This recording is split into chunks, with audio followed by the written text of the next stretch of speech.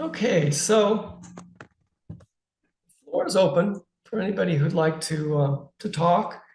This is a good time to talk about your practice, things you're noticing, talk about problems, talk about questions and what I just said.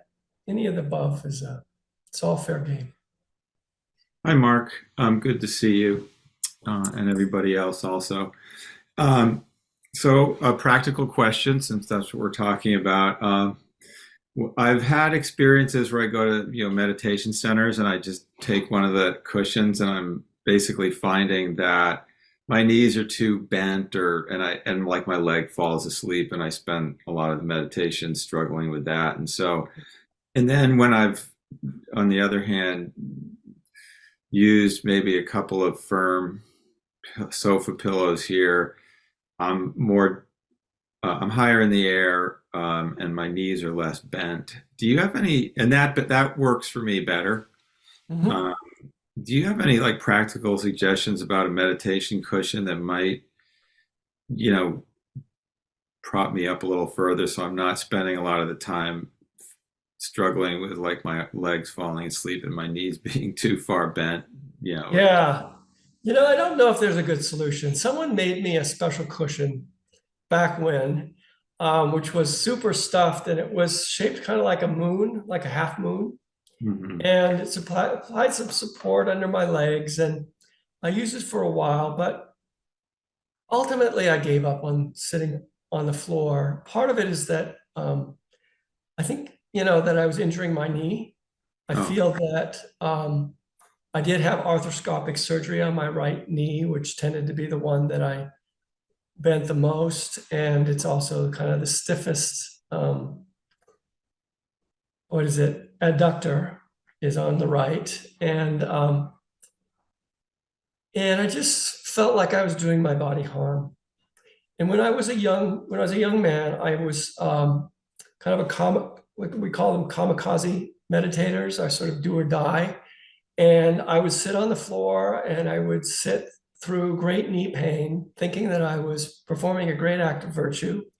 And and it did lead to some really interesting states of concentration once I learned how to do it.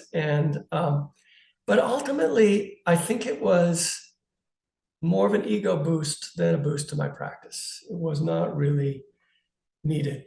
So at a certain point, um, maybe it was 15 years ago. Some of you have been coming for ages, might remember when I still sat on the floor. I switched to a chair and I do that. I think that chairs are inherently a bit more squirmy. That's my sense of them. But in terms of comfort, the trade-off is worth it for me. And if you can find a way to sit where you're not using the back or you're using it really minimally, so you can really get that sense of being in alignment with gravity, that's helpful. It's helpful for wakefulness. It's also, in a more esoteric sense, it's helpful for energy. There's a kind of a energy that goes up the spine and circulates in the body. And so the body, when it's in alignment with gravity, it just does that naturally. And there's also a thing in the body where when you're in your head comes forward. If you watch people walking, they'll often walk head forward, and they're often their heads thinking about something as they're doing that, and the body kind of reflects it. So, if you can find it, just the proper relationship with gravity and whatever sitting posture you use, it's to your advantage. And the other alternative I'll mention is the bench. I use a bench at home, um, and it's limited because I can't, if I go on a retreat, I can't use a bench constantly, or I start also getting knee problems. So I'll often alternate between chair and bench if they let you do that. Sometimes there isn't enough space for that. But if you let the bench has the advantage of your knees go in a more natural sort of thing for a Westerner who's never sat on the floor. We're just not stretched out for the cross-legged very well. So for me, I can sit on a bench for up to an hour quite comfortably. And the bench really naturally makes my spine straight, makes it align with gravity. That seems really easier than a chair for me. So you might try a Seija bench. It's a Japanese word, Seija bench. They're out there. It's America. You can find any paraphernalia you want when it comes to meditation. And maybe there's something else people have devised that I don't know of. Those are the three options. The cushion you sit cross-legged on. You can't sit with your knees like a bench on a cushion as well. Just kind of put it between you. But I don't think it quite works as well as the bench and then the chair. Thank you. All right, you're welcome. It's nice to talk about these basics. I sometimes forget to go over them. So let's see. No, nobody else yet. I'm going to mute you when. Anyone else have a question, concern? Yasmin. I don't have a question, but I use 2 yoga blocks stacked one on top of the other with my feet on either side and just kind of in a kneeling posture, but the buttocks is on the blocks, and it puts you in a really upright position, and it's pretty mild on the knees. It sounds kind of like the same idea as a bench. It works pretty much the same way as a bench. Your legs tend to be maybe a little wider apart. The other thing I'll mention about the bench, and it's probably true as well with your setup, is you can kind of overstretch the ankle, like the way the top part of the ankle when it's out flat on the floor. That can become a problem over time.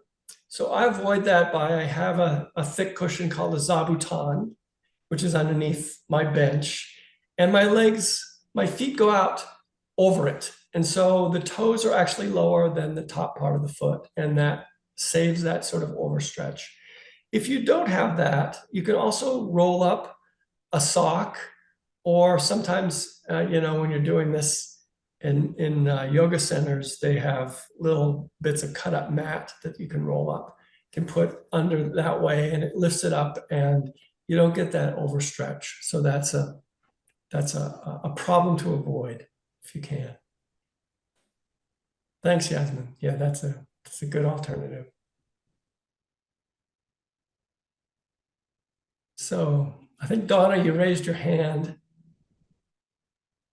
Yeah, I have a question. It works better if you unmute. You just happen to be there right where I can see you and see you raised your hand. Okay. I think I unmuted. Yeah. I had a question. You had mentioned, so you were talking about sitting on the floor and your knees being in pain, but over a certain amount of time, using that to help your concentration.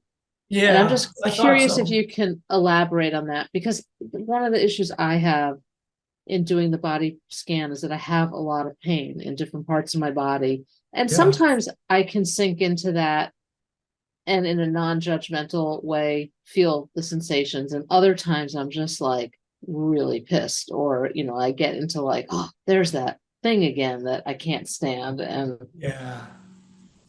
So good. Just a struggle. Pain is really a struggle. But it's really important to notice there's the sensation and there's your reaction to it. And so the place to start is always with your reaction to it.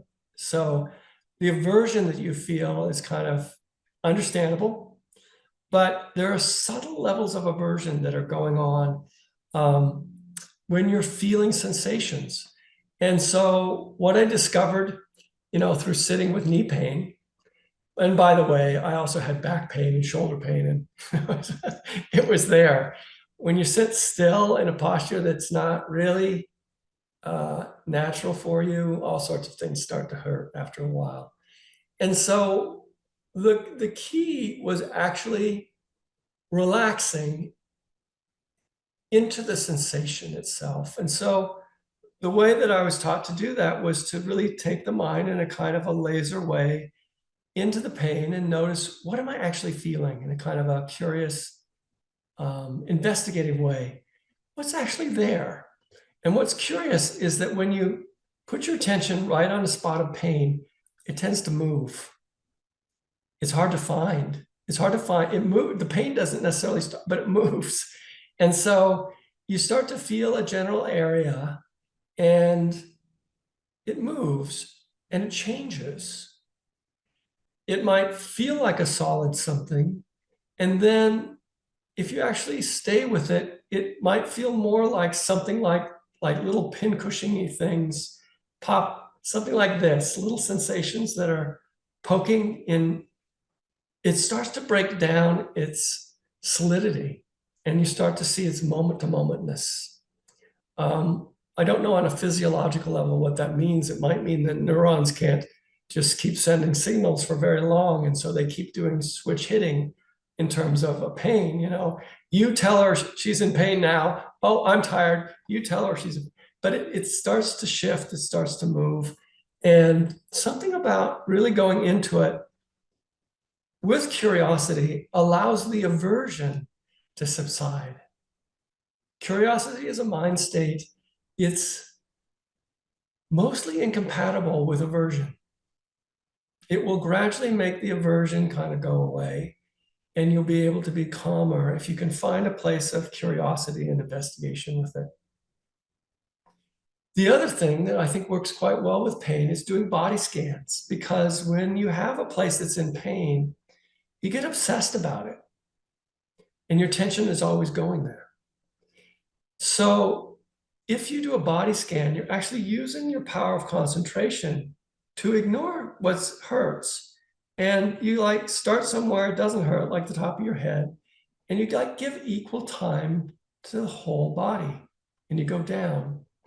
And you do that over and over again. And in a way I can't quite account for, pain often eases because the body as a whole relaxes. And what I think also happens is because energy starts to move more in the body, there's a flow of energy through the body that relieves the pain. And so pain is this mysterious thing it's both a bodily thing and it is a mental thing. And it's also something in between, where I think, things get caught in the body energetically, and we develop pain around them. The physical body kind of begins to react to that, react to what's going on in the energy body, and we develop pain around that. When you do a body scan, or when you actually relax the mind in the midst of pain and stay in states like curiosity, it frees up that energy, and it starts to flow more. And one can actually feel a reduction in pain. Now, there's a caveat to this, and this is a tough one. If you go into the body scan with any intention to make the pain go away or get better, it won't work. In other words, the mind that has an agenda, the mind that's clinging to something, is the aversive mind too. Clinging and aversion are just two sides of the same coin. So if you go in there hating the pain, and I'm going to make it go away by doing this, the results are going to be meh, maybe some, not very strong. The results are strongest when you actually are able to shift into a state of mind that's relatively free of grasping and aversion, which means, that sort of, I want this to go away, has to be the first thing to go away. You have to trick that into going away, that wanting things to be different, wanting things to go away. And that frees the energy body, that frees, the mind, and then things can actually be better in the body. The physical body can actually relax. All right. So I think we're at our time. We're going to need to close for tonight. I'll see you next week, and we'll go further into this whole notion of rest. So be well, everyone.